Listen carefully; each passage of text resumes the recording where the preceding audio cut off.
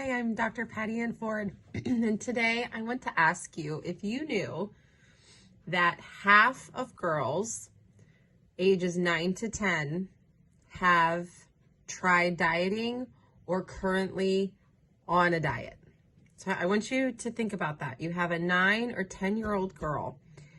Half of them are currently restricting their food intake for an outcome. So the outcome may or may not be weight focused. It might be because they were taught or they've accepted that there's certain foods that are best. There are certain foods that are health promoting. So when you're 9 or 10, you're in 3rd, 4th, maybe 5th grade, you're definitely still in your younger years. You're still figuring out who you are. You're still figuring out your identity. However, you have complete dependence upon access to food, purchasing of food. You typically can't have financial means for food.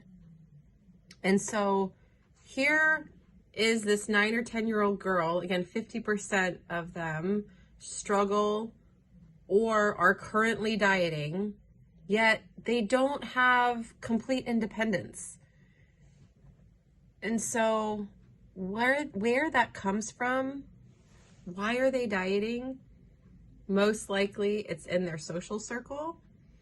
Most likely it's in their origin of residence, wherever they're living.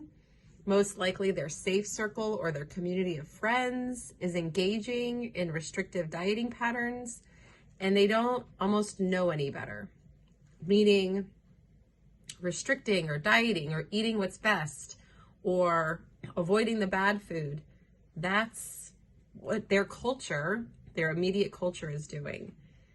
And so if at 9 or 10, they're still figuring out who they are and they're restricting their food intake to be better or to be good, that type of thought pattern can also carry over into finances, can carry over into relationships. They have to do something in order to be better.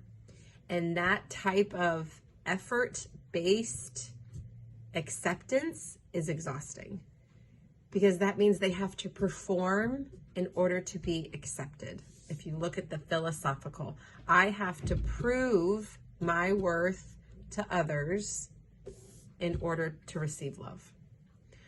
When that doesn't happen, when you're not eating best or when you're not proving your worth and you don't get that love, there's a lot of shame and there's a lot of guilt. And around the cycle goes, because when you feel shame or guilt, you keep working harder to get rid of that feeling. If you have a 9 or 10-year-old girl who's restricting their food intake, please reach out for support in your local community with either a therapist that is familiar with disordered eating, with a dietitian like myself that is familiar with disordered eating, with a coach like myself who has experience in chronic dieting, disordered eating spaces, especially with young women, because you're young girls, you're going to want to involve the family. And there's a very well-known treatment, family-based therapy. And my coaching practice is a little bit more fluid, where we can involve the whole family and have different sessions involving who's providing the food and so forth. It's so important to catch and pay attention to the behaviors and the mindset and the beliefs and the feelings the earlier it begins. And then recovery and healing can be longer lasting. If you have any questions, please reach out. And thank you for watching. If this was helpful, inspiring, please hit that like and subscribe button and follow along. Thanks.